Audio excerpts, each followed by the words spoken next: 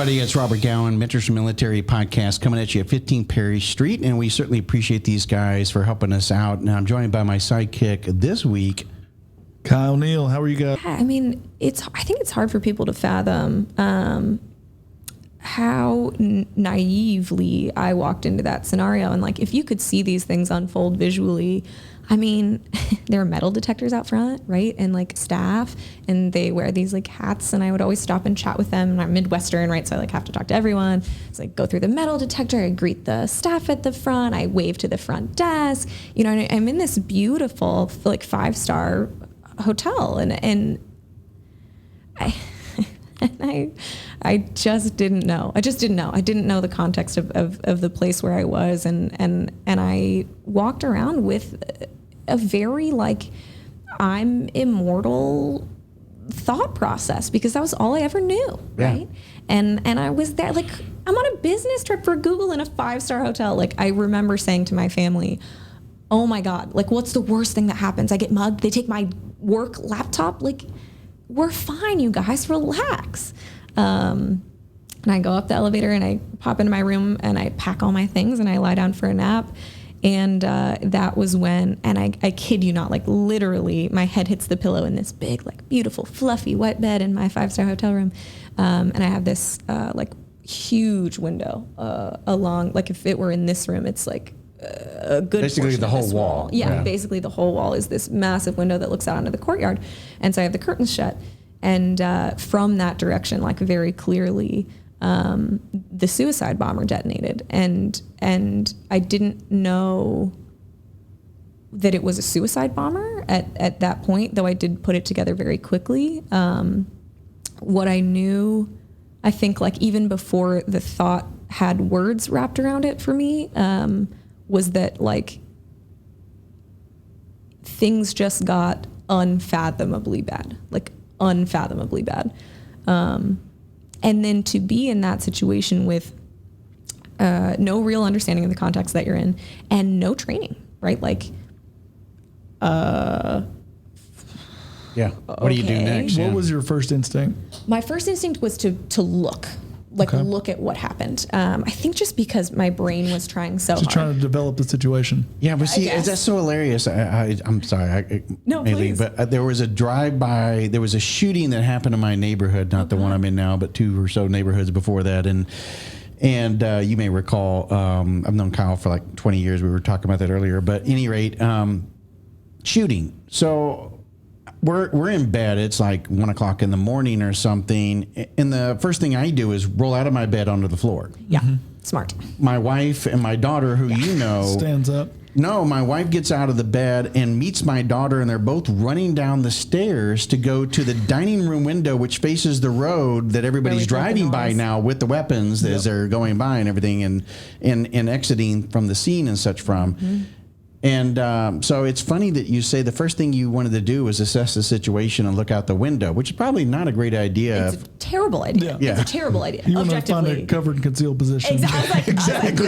That was really Peek smart. out the window Yeah. from a concealed position. Oh my God, exactly. And I literally like, I probably couldn't have gotten any more antithetical to what someone would train you to do. Like I also, you said peek out the window? Yeah. I was like wrenched the curtains open. Yeah, like what is happening? Let me just stand here and get my bearings for a moment. And then, you know, as a civilian and as a 26-year-old woman from Ohio, I couldn't get my bearings. I literally couldn't process what I was looking at. Things in slow motion at this point? Yep. When I play that memory back, it's very slow. Later, I put together the timeline, like how long had it literally been based on the time the bomb went off and the time I started sending text messages, and it was like 2 minutes or something obscenely short. But I would have told you that I stood there for like 15 minutes, like just glued, eyes on the scene, to this like devastating picture that I can only say, like the only thing my brain could tell me was like, you're looking at a movie. This was the only familiarity I had with anything that could possibly look like that. People running around at this point, screaming. You hear anything at this point? Or No, I didn't hear any screaming. I can see smoke rolling through the courtyard. And the thing that I kept staring at that like I still see, in my head is this leg, this severed leg, with a shoe, like a boot still on it. And I'm like, it's a prop. Like it's a prop. Like it's a movie. So it's like it's not really someone's leg. And I can't, like, my brain knows it's not processing correctly. And I really recognize that, like, I'm going to have to start figuring out what is going on and responding somehow. So, like, it's a leg, and it's certainly not a prop. And I remember the first thought of, like, that was very recently attached to a human being. And that was when I was like, oh my God, we're going to die. That was the end. When my brain finally processed something, it wasn't like, it wasn't nuanced is my point. It wasn't like, oh, perhaps this is an attack and I should look for a concealed position. It was literally like. Now, this is the courtyard of the hotel. Yeah. So it's in the compound of the hotel where it went off. Yeah. So just to kind of give people context, it's not like it's a road out front or that kind of thing. Yeah, people get a bit confused about this. The Riverside complex in Nairobi is made up of the Dusit D2 hotel, which I think is now defunct, which makes sense, and many, many businesses, so office buildings as well as like jewelers and a bank and a small restaurant called the Secret Garden. And that was where the Secret Garden sort of borders the courtyard at the back of the Dusit D2. And that was where the suicide bomber detonated his vest around 3 p.m. local time that day, 3:30, I think. So, yeah, and the funny thing, not funny, right? Like, none of this is funny. I never mean to imply that it's funny. Sort of one of the crazy things about that is that I wasn't supposed to be in that hotel. I had booked a different hotel. And I was told when I reached out to the global security team that the hotel I booked didn't have enough setback from the road. And so they wanted me to be in this one that had this whole like complex. Well, the complex ended up making a great target because you can trap people inside of the complex and execute them. So yeah, a crazy, crazy situation that I had no like bearing to assess. I just had no idea what to do or what to think. Remembering? Yeah, so when I was standing there, I saw the gunmen walking. That's what it was. Yeah, and they had AK-47s. And it's, you hear these stories about people who experience life-threatening events, and there's a lot more thought that you can wrap around the intuition you have after the fact, right? You live through it and then you go like, why did I have that reaction to that visual? And then you start to think about it and you're like, oh, because of this. So I didn't realize it at the time, but when I saw them, I like shut my curtains as fast as I could and went and got my phones and texted my family goodbye. But after the fact, I realized that it didn't make any sense. Their behavior didn't make any sense if they were victims in whatever had just happened. You only walk slowly through like the blood splatter and step over a leg with an AK-47 if you knew it was happening and you're coming into the complex to like add to the terror, because otherwise you'd be fleeing and probably wouldn't have an AK-47. So like I didn't know why at the time it caused that response, but yeah, when I saw them, I like wrenched my curtains shut and that was the wow, like we're gonna die. And these are masked guys or not? No, they didn't have masks. That was the interesting part, that I thought, because, well, I say interesting because you have a vision, I think, of people have that vision of when they see a terrorist, it's a veil that you can't see or whatever. One of the things you mentioned is that I think you actually called out the fact that they didn't, that you can see plainly their face. They're not trying to hide it. They're actually wanting to create the fear. Exactly. Yeah. I think that there's a certain amount of notoriety with that, right? And putting your face all over this, I don't know, like a horror. Because if that's your goal, to like perpetrate fear and you're doing that very effectively, then I guess you want to put your face all over it. Yeah. So, how many did you see before you closed? I saw 2 gunmen coming that way. And what I realized later, what the FBI was able to explain to me later, was that they had come in together. The suicide bomber was like the beginning of the event, and then they split up so that they could like box people in from both directions. It's a complex ambush. Sure. Essentially. Yeah, that. Right. You didn't know what that was at the time. I did not. It's a complex ambush. Now in the next podcast, you can always say, and actually it was a complex. Actually, the first thing I did was assess the situation. I realized it was a complex ambush. There you go. No, but man, some training would have been nice, right? Yeah. Yeah, no doubt. And so you're texting home and you said goodbye. Yeah. I said, there's a terrorist attack on the hotel. I love you. And I was like, I mean, the thought was literally, you have 13 seconds. Yeah. What words can you send to your loved ones? And the thing that will still get me choked up today, that's a bit more difficult for me to talk about, is that I really did register the thought that it would be, and I'm not saying this is right, I'm saying it's what I thought at the time, that it would be selfish to tell them that I was afraid, right? I was so sure that I was going to die, like 100% certain. Why then leave their last memory of me as like me cowering in my room, right? Like, and what does it accomplish? What are they going to say to me that's going to make me less afraid, right? Nothing. There's nothing that they can do. There's nothing that I can do. So like, all I could think was, what's the very last thought I want them to have in their heads when they picture the way that I was murdered? Like, yeah. So, what floor was this? I was on the 3rd floor, but the floors are numbered like they are in England. So there's like a 0 and then 1, 2, 3. Gotcha. Yeah. So I think it was, you started texting, well, you texted your family, and I'm sorry, Meyli, I don't remember exactly course of events, but I know that you started, you got into the bathroom and you were on the bathroom floor. And I think it was Paul who actually said that you should contact Google. Was it him or was it you decided to do that? That was me, actually. When I had been going to China, we were given this like internationally available emergency number. And I knew that you could call it from any country in the world. And they have a team then. Oh, yeah. Google has like, and people always ask me this, but yeah, Google actually has a team of folks. So like the person I was speaking with was sitting in Mountain View. I like met her for lunch later.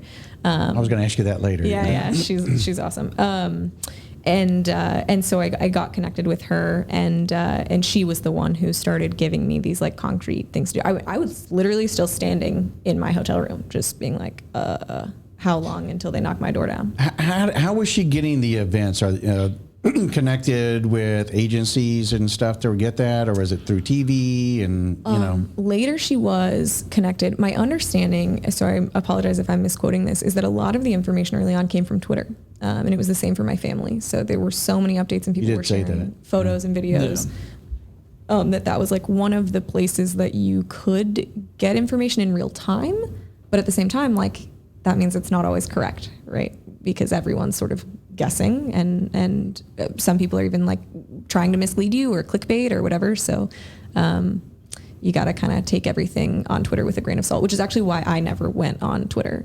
I mean, also because I don't think I even have a Twitter, but I didn't want to like overwhelm myself with people's theories and like guesses as to what was happening. Yeah.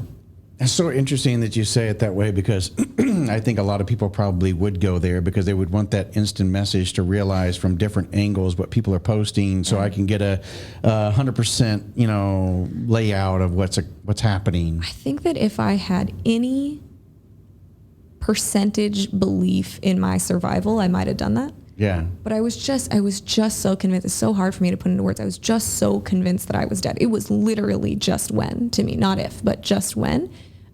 Because why would I not be dead? Like how? In what version of this scenario where you don't end up with like a super trooper from the UK coming to save you? What version of that do we not die, right? What version of that doesn't last for days? What version of that doesn't become Westgate Mall, right? Like it does, period. That's what's going to happen. And so it was like, it would have felt, I think, so fruitless to me. Why in my last moments do I care what people are theorizing on Twitter, right? Like, I'm going to sit here and see if my husband, who was my fiance at the time, sees my message and responds, right? Like, yeah. So. Yeah, you started communicating not only with Paul, your now husband, that was your fiance at the time frame, and you couldn't wait to get back. And you talk about that, and I can't imagine, but also with both of your parents, but you didn't want to bring your brother into the conversation, and yet it was one of these chats to where you had both I think initially it was individually, Yep. and then they got into a group type of chat and everything where you can communicate. And between them, you communicating with them, and then you communicating with external forces and stuff, Yep. is where I think you contacted the embassy. He encouraged you to contact Yeah. the embassy, and you spoke to a Marine who just probably wasn't willing to give you a whole lot of information or the time of day for that matter. He's very efficient. Yes. Yeah. Yeah. And he basically just said, chill. Yes. The cavalry's coming. Yeah, yeah, yeah. I think that his goal at that time was to figure out if they had eyes and ears on all the Americans in the hotel, or if they were missing anyone, or was there anyone they didn't know about yet. And of course, we knew that we did have one American casualty already at that point from the initial blast.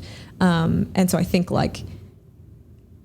and these are not his words. He was brisk, but he was certainly not unkind or anything. But I think he probably would have said, like, look, I don't have time to sit on the phone and like hold your hand. Coach you through this. Yeah, man, like stay where you are.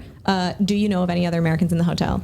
And so I was like racking my brain. I remember thinking, like, did I overhear American accents at dinner last night? Anything that I could think of. And I couldn't. And then I was like, God, I'm also useless in addition to being like terrified.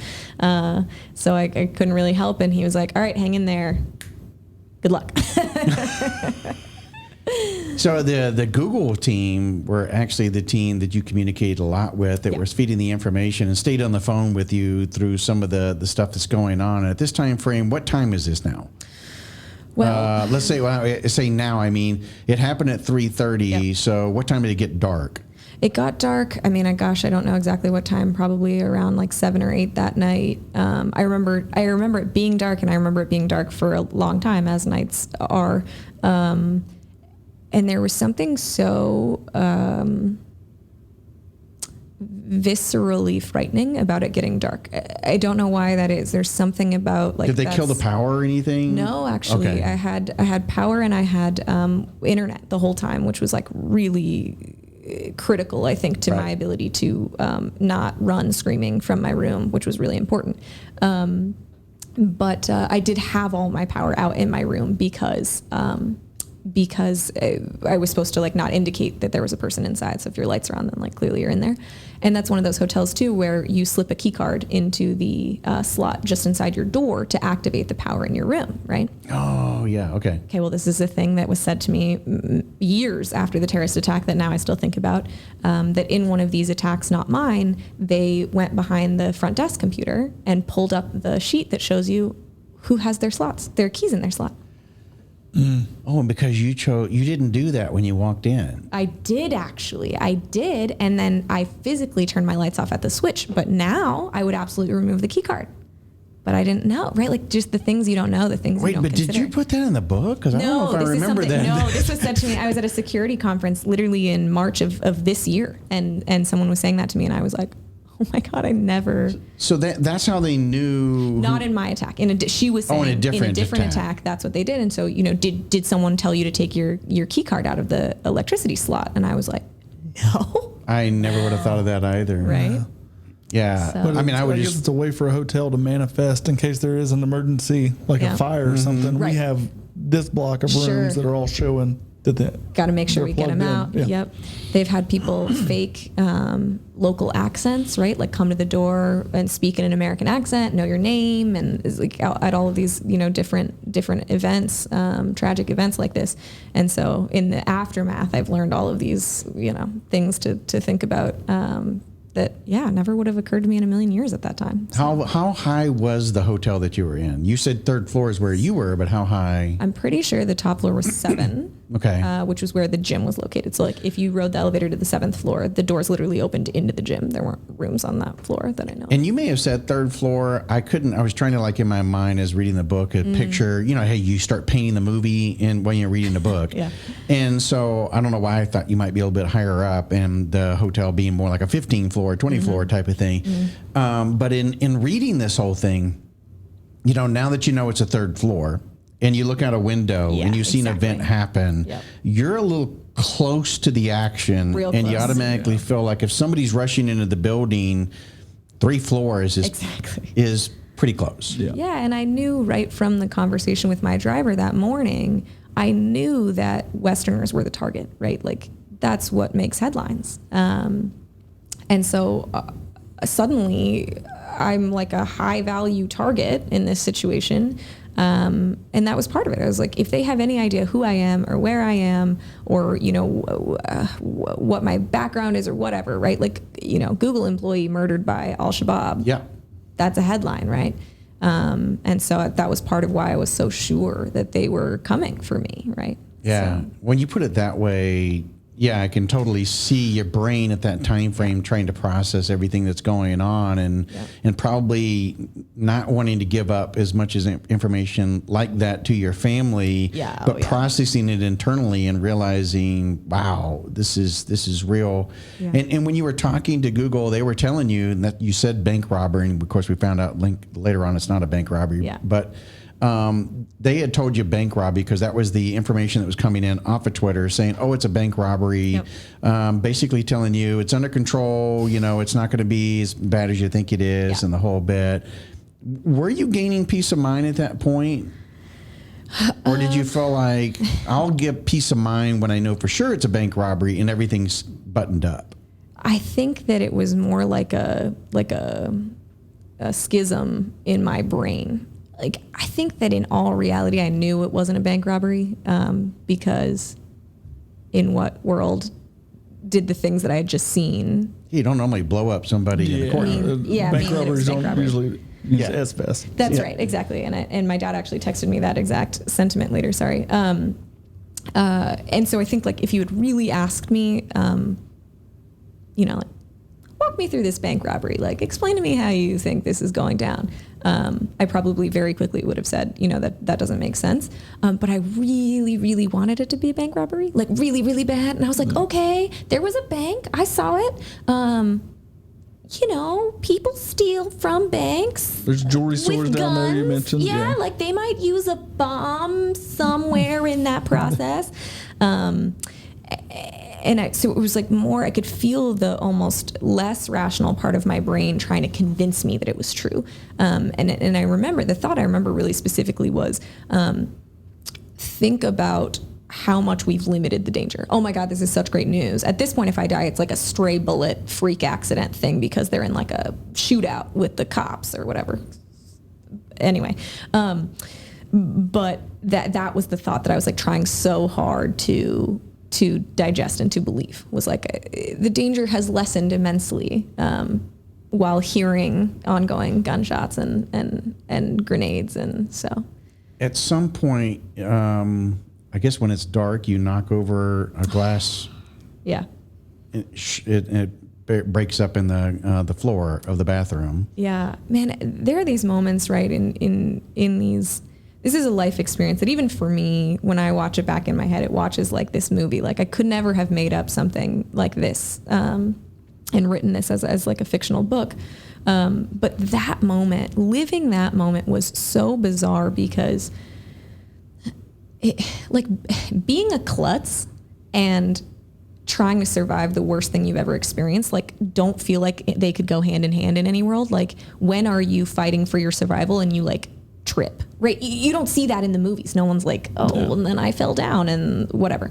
And so it was this moment that like, it felt so surreal to me because there was something so familiar in like knocking over a glass bottle and breaking it. Cause like, if you know me, you know, I'm kind of klutzy.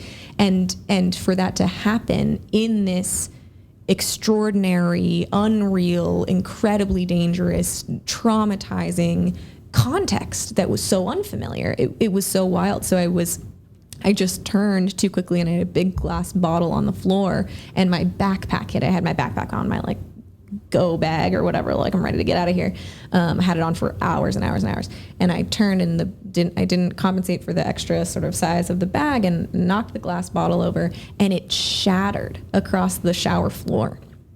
And I remember thinking, I just forfeited my life. Like I cannot freaking believe that. It's okay, you can say that. Not one curse word occurred to me. There's a bunch of them in here. Exactly. So you've been very good. I remember when I let my grandmother read it for the first time, I said, you have to understand there's going to be some gratuitous language in here that you might not be stoked about. And she said, honey, If ever there was a time. So it's really cute. Like that's how she Thanks, said it. Grandma. Exactly. So I'm in the bathroom and I knock this bottle over and it shatters everywhere. And the first thought is you alerted them to your position. Yeah, absolutely. So like you're dead. Dummy, right? Is like literally, I can't believe I did this. And then I start this like mental scramble. So, okay, I've been, on the fence of dying here for several hours and pretty convinced that it's not going to go my way. And so I've made peace with the fact, or like as much as I've accepted the fact that I'm going to die here. So now I've alerted them to my position. So I have seconds before they get to my door, I figure. And I knew they were close because they had come up the stairs and they had shot out the windows and I could hear them outside my room not long before this. And so I'm sitting there and I'm thinking, all I know from these news stories about terrorism is that a lot of times they make videos, right? They'll take Westerners and behead them on video. And I am a very stubborn person and I am a very, I'm competitive in a certain way. And I was like, that is something I will not allow my family to experience. Like, I'm just not like, look, I'm dead either way. So no way are they going to make this video of me that's going to go out to my family. And so I picked up a shard of the glass and I thought, this is the closest thing I have to a weapon in this room, or could have to a weapon. And it's probably like not going to take out a terrorist. I'm not like a ninja star thrower. But if I slash my wrists, they can't take me. They can't make a video of me. I'll be dead already. And I took that from them. Like, they didn't get to kill me. They didn't get to like revel in my death. It doesn't go on their score sheet. Like, I did it. And so I remember sitting there with that piece of glass and going like, all right, the moment I hear him coming through the door, I'll just slash my wrists. And like, I remember thinking, I don't know how quickly you die from that, but I hope I'm like dead before they get to me. And I hope I hope it takes something away from them. Wow, Meyli, I mean, I mentioned that for that very reason, because I know that you kind of went there and for those reasons. And, that's when you know that you're not just processing, but you're also trying to think, again, about your family, the situation, how you're going to deal with it and control it rather than giving them the control. That's right. Yeah. Yeah. And I think like that was what I was living those moments for, was like, what can I still do for the people that I love? And there wasn't a lot that I could do, right? And that was so tough. I remember even thinking about the woman on the phone from Google. I remember being like, dude, how is she going to deal with the fact that she heard me die over the phone? Like, that's going to mess her up for the rest of her life. And obviously far more acutely for my family, thinking about what this would do to them and how guilty I felt about what it would do to them, and how if I had just like known a little more about my surroundings and about the context, I didn't need to be there and I didn't need to put everybody through this. And so those were the questions on my mind almost subconsciously at that time, is like how to minimize the pain as much as I possibly can for them. You also at one time started speaking to the Kenyan Special Forces. Yeah. Peter. Yeah, Peter. That's right. Yep. So Peter wasn't very well informed. As to what was going on.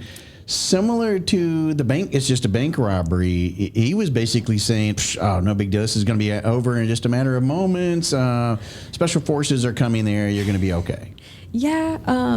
It was always this message about extraction, right? There were so many people throughout the experience who said like, such and such a group is on their way to your door to get you. And I remember that being sort of the experience with Kenyan Special Forces, was like, oh, like they're there. They're extracting people. They'll be at your door any minute. Do you hear the boots outside? And I was like, really not. I do not, sir. So it was that. It was just part of the sort of infinite storm of misinformation at the time. And it's hard. Like, again, this is unfolding in real time and people's lives are at stake. And it's very difficult to have any like coherence to the messaging that's happening.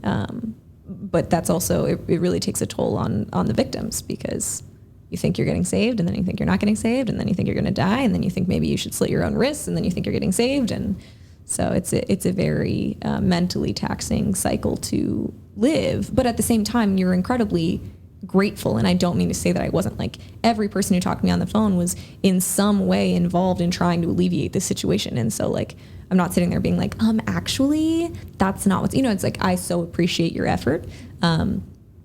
I don't hear anyone outside. So, like, let me know when you have another update, maybe. Yeah, but you were getting I guess the sad part about this thing is you were trying to stay off social media so that you wouldn't get these updates, yet the people that were informing you weren't necessarily because they were following it, or in the case of, I don't understand the SF guy and where that came from. I'm giving really crazy information, but getting bad information in that format was probably, in my opinion, almost worse. I'd probably look at Twitter and feed and go, that's probably a different angle. I don't know why this person is making that statement. Don't jump to conclusions. Sure. But when I'm listening to people who should know what's going on and they're feeding me information that's not correct, then... Like, you could tell it was bad information when they were telling you? No. If you're laying there and you're supposed to hear boots out front... That's the thing. Like, I was like, there's no one here. And so much so that I even thought, like, maybe they had the wrong room number. Again, the rational part of my brain was so diminished at that point. I was so frightened and I was so exhausted that it was more just again and again and again this idea where I was trying to talk myself into believing it, right? Like, okay, it's a bank robbery. Just like, don't think about it very hard. Like, okay, they're outside my door, even though I don't hear anything and I don't see anyone. And you told me this 3 times before now, but like this time for sure, bro, like they're here. Mm-hmm. Like you want to believe it so badly.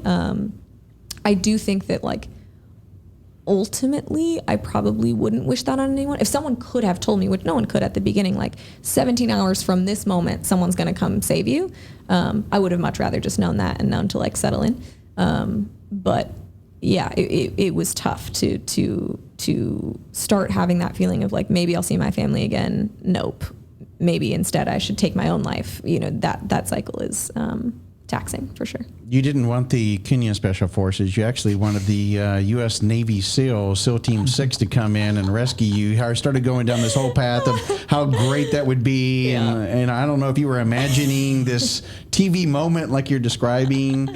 It wasn't about sort of the look of it or the prestige or anything like that. It was about the feel. It was, I wanted so badly to feel safe again. And I just talked to Jessica Buchanan last week. She's so lovely. And she was rescued by SEAL Team 6. And I knew that story a little bit at the time. And it was like that moment that I wanted. I wanted these guys who are like, good hair gel, good looking abs. Like, for sure, mostly that, was what I really needed in that moment. No, I wanted these like guys that seemed unkillable to come surround me and get me out of there. And I wanted them, I think, because it felt like such an impossible task. I was like, who can save hundreds of people on the other side of the world from this kind of terror? And, to me, like, I had no knowledge of the military. I had no knowledge of these communities at that time. So it was like the only reference, almost a pop culture reference to me, right? I was like, I don't know, Navy SEALs, like they can save you, I'm pretty sure. And so it was like more this idea of like, if they show up, I think I get to live. Like, I think that's actually what happens if the Navy SEALs show up. But you're giving yourself confidence at that point too, or you're painting a picture that's different than maybe what's going on around you. So I don't know if you got too much into it because I can't remember around the feeling that gave you, but it certainly read like you were getting, this could actually happen. And then that I'm sure gave you, at least for a short time frame, you forgot about what's going on, give you the confidence and that you're going to get rescued.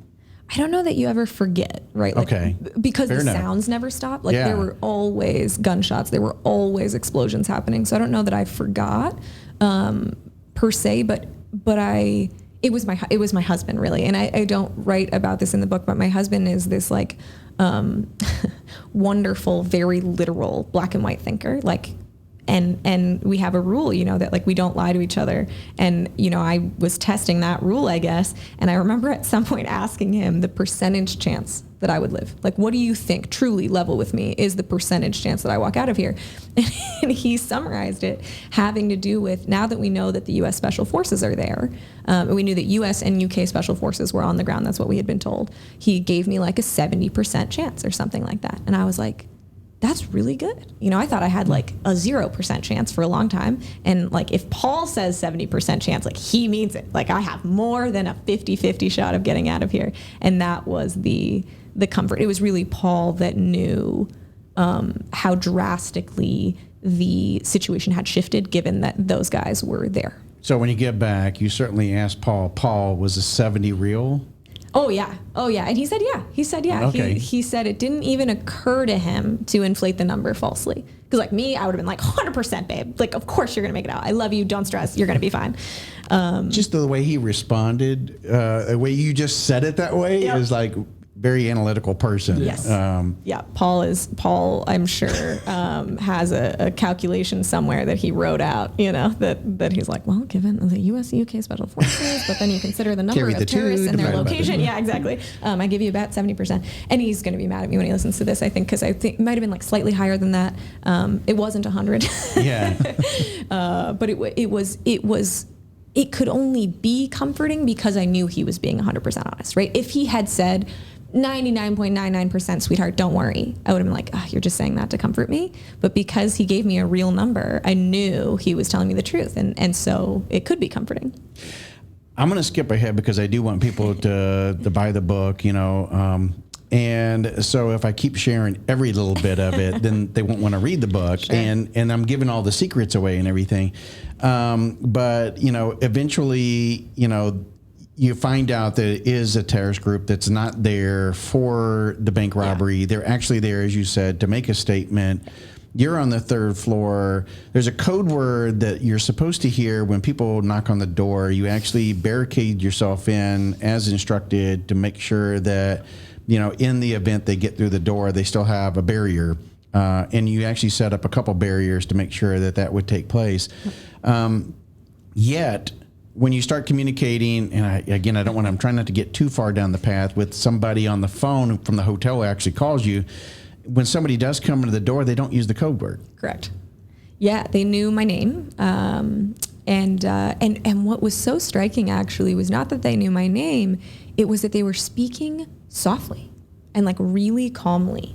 And that was so out of place in that environment that it was like, I just knew instantly that they were there to save me. And again, now knowing what I know, I would never have opened the door without a code word, because I know that people like imitate these guys and come to your door and speak softly so that you'll answer it, you know, sort of falsely lull you into that security. But thankfully, you know, these guys were the real deal, and they had American accents and they knew my name, and they're speaking like so softly, it's almost hard for me to hear them. And, you know, they're like, are you okay? We would love if you would open the door for us so we can rescue you. And I was like, okay, great. And so Google actually is saying, don't open it. Don't open that door. If they even said the code word, don't even get near the door. And I was like, you know, you've been super great. Thanks so much. I'll call you back. Click, and like put my phone in my pocket, because earlier I'd been told to make sure my hands were in the air when I opened the door. And I'm reaching for the doorknob. And I'm like, one last check. Who you with? And I don't know why those were the words I chose, but like, who are you with? Like, I thought they'd be like embassy or Marines. I don't know what I thought they'd say. I'm like, they'll say something really American, and then I'll open the door. Who you with? And I'm reaching for the door, and one of them like gets really gruff, and through the door goes, don't worry about it. I was just getting ready to read that. Because it was like you got all to this point, and then all of a sudden it's like, don't worry about it. I'd be like, well, all right. My hand literally like jerked back from the doorknob. I was like, excuse me? Yeah. So, and you could literally hear like a smack outside the door. Like one of them smacked the other one for saying, don't worry about it. And which would make me even more nervous, because then it'd be like, another fighting. Right. It's like, I don't know. I guess if you were terrorists, you would have just said like, oh, we're the Navy SEALs. You know, like you would have claimed the coolest thing, the best reason for me to open my door. So maybe it was, you know, maybe it sort of put me at ease that they were I don't know, doing that. And then the other one was like, I'm really sorry, Meyli. We're with the embassy. If you could go ahead and open your door, we'd love to escort you to safety or something like that. And I was like, yeah, sure. I just was like, I've been in here for 17 hours. If this is my chance out, I'm out, man. Like, I'm not going to last very much longer in here anyway. So you finally escape. Again, it's 17 hours at this point. Yep. And it wasn't over. Yeah. Yeah. And you thought it was at that time frame. I did. And you don't know the entire story about what happened, I think, at this point, but you do run into another fellow American who seems to be this cool, calm character dude that just, yeah, it's just one of those things that just happens. Exactly. When you get in the car with him, and then you go through all your debriefs and everything else, and that's when you find out that things are still happening, stuff's still going down back there. How many people ended up losing their lives that day? 22 people. It's ironic, the number, right? It's crazy, the number that came out of that. So you later, at what point did you discover that there's this UK SAS guy in the picture? Well, first, I just want to say one thing about that experience. So it was American guys who came to my door and took me out and of the hotel, not like took me out. And I think that when I look back at that moment in my life, it was really the moment that like patriotism had a tangible meaning to me. And I know that's crazy, right? That's so late in my life. I was 26 years old. I had never been near the military community. I had always taken my safety for granted. And I think that even it had become almost trendy to talk badly about the U.S., right? To be like, oh, America is so much crap that we don't do right. And, we should do so much better and blah, blah, blah. And so there was this unreality to me about the people who literally put their lives on the line to protect that. And then I'm in a hotel room on the other side of the planet, and like two American dudes in bulletproof vests come and knock on my door and walk me out of the hotel into an armored vehicle. Like, there wasn't a French armored vehicle, or there wasn't a Dutch armored vehicle, or there wasn't like German dudes in there escort people out. It was Americans. There was not, and that is something that like will be with me for the rest of my life because it's so personal. But it also makes me sad that it took something so personal to show me that. But now it's such an important part of who I am. Like, I am so lucky to have had that experience and be saved in that way so that I could understand the importance of strangers who are willing to walk into a hotel room that's under fire on the other side of the planet and save some girl they've never met because we're from the same country. Like, that's crazy. And I said in the armored vehicle that it's a good goddamn day to be an American. And like, for me, every day is a good day to be an American, every day. And so like, it's something that I never take for granted anymore. That said, also British people, awesome. So, yes, truly super. And this is the part where the story, like, I don't know, if this couldn't be proven, I think people would think I was some sort of like crazy sociopathic liar. But yeah, my husband comes to me and he says, have you seen this news story online in the aftermath of the attack? He says it's about the Dusit. And I said, how long was this? I'm sorry, time frame? Like within a matter of months, maybe a month. Oh, okay. It was very shortly thereafter. Yeah. And I said, sweetheart, I don't really want to talk about the Dusit. You want me to read the news about it? And he said, I really think I think you're going to like this one. And again, he wouldn't say that if he weren't correct. And so he showed me this news article, and they're saying this like crazy rogue British soldier. I didn't even know what the SAS was at that time. I remember asking him like, "What's the SAS?" Did you Google it? No, I asked my husband, and he was like, "It's like a British SEALs kind of." And I was like, "Okay, neat." He's like, "Oh, he pulls on a balaclava and rolls in because he's shopping nearby with his kit and took out all the terrorists." And I'm like, "I'm sorry, what? Like who?" And so we look him up and we become sort of super fans online, right? Obviously. And we're like stalking him and what's the image that's on his bag and like, what Blackbeard's flag, what's the history? What does it mean? Can I get it like tattooed on my body somewhere? What is this dude's story? And no kidding, within 1 year of that event, I was sitting across the table from him in a hotel in DC. So just to be clear, most people have heard this story from, the news and everything else on Christian Craighead, and his name was not known. He was still on active duty. Yeah. And so, here's this dude just in, stores, shopping, everything else. He hears about it, goes to his car, out of his trunk, pulls the gear, which is just Jason Bourne-ish, if you ever heard it, right? Yeah, that's crazy. And goes into the building and does his job, and it's crazy, right? Because you don't think about like DevGru, about Delta, and about this SAS and SBS and stuff that's out there. They do all these amazing things, but you saw it from a person, a victim.